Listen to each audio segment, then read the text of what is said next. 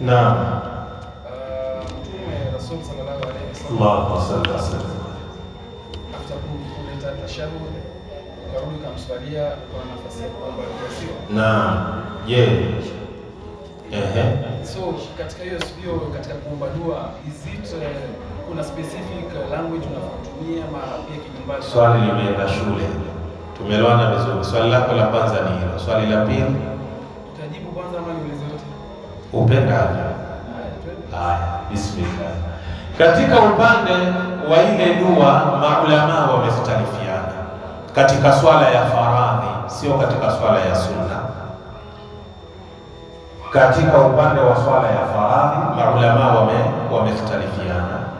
Kuna maulama ambao wamesimama ya kwamba umeruhusika kuomba dua baada ya tashahud na baada ya kumswalia Mtume sallallahu alaihi wasallam, lakini dua ambayo utaiomba lafdhi inatakiwa itumike kwa lugha ya Kiarabu, kwa lugha ya Kiarabu. Hii ni kauli ya kwanza.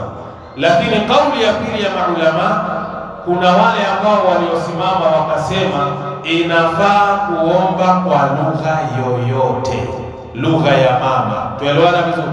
Lugha yoyote, al-lughatu somaliya wal-buraniya wal-digowiya wa kadhalika. Tumeelewana vizuri kwamba inaruhusika kwa sababu Allah jalla fi'ala yeye ndiye ambaye ameyaumba makabila mbalimbali. Sawa ya jamaa?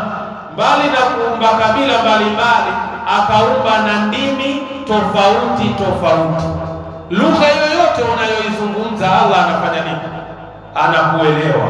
Kwa hiyo ikiwa mathalan kuna mambo yako unayataka, ushasoma tahiyatu, ushamswalia Mtume, sasa wataka kuyawasilisha yale maneno kwa Allah, maskini Kiarabu chenyewe hujui, mpua kabisa, ulikimbia umande huko madarasa, zungumza kwa lugha unayoielewa, Allah atapokea maombi yako.